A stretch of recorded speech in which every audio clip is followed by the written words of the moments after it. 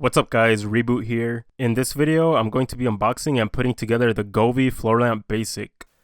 I picked this up on Prime Day for $60, usually it's listed for $100, but there was a lightning deal, so you guys already know I had to take advantage of that.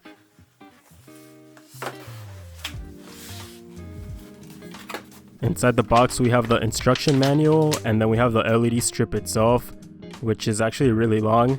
If you guys look closely, there is a warning label on it that tells you how to properly insert the LED strip into the metal poles so you don't deform it or so that it doesn't end up too long towards the end. There's also more paperwork and then a user's manual inside. Inside the box we also have 4 poles. 3 of them are labeled as B poles, and then we have 1 pole that's labeled as an A pole. This pole does have a cap at the end, and this is the one that's going to be going at the very top of the lamp. We also have this box that has some screws and then has 2 metal brackets and then this wannabe screwdriver. And then at the bottom we have the lamp base as well as a power adapter and this on and off switch, which is always nice to have. Putting it together was actually really easy. To start off, you have to insert one of the B poles into the metal bracket that's coming out of the base. Then you take one of the metal brackets and insert it inside the pole to align it with the 2 screw holes that are inside. After it's perfectly aligned, you can then screw in the 2 screws here. And once you've tightened those screws, you can go ahead and insert another B pole on top and screw that one in as well. The rest is pretty much just repeating this process until you use up all the poles, and you should be left with 2 extra screws, which is always nice to have in case you lose one while you're putting it together, which happens.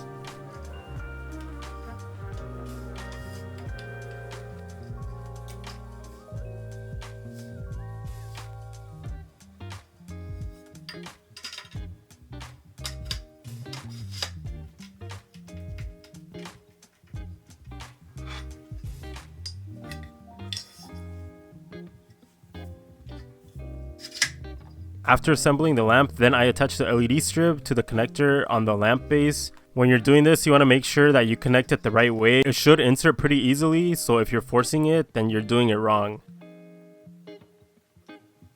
After securing the connection, then you want to go ahead and insert the LED strip at the top. What I did is I inserted it a few inches below the very top, and then I slid it upwards. After that, I carefully inserted the strip at the bottom, making sure that I'm not damaging or bending the cables too much. And also, apparently I forgot to change the angle of my camera during this step, so yeah, sorry about that guys.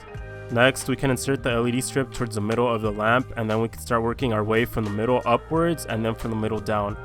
Once you've inserted the last bit of the strip, it might look like it's going to be a little too long, but it actually fits perfect once it's fully inserted and seated.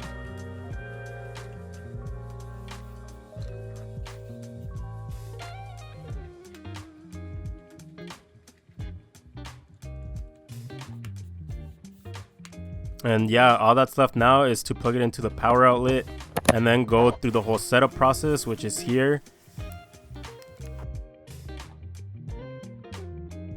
And of course there would be an update for a lamp, which is kind of funny.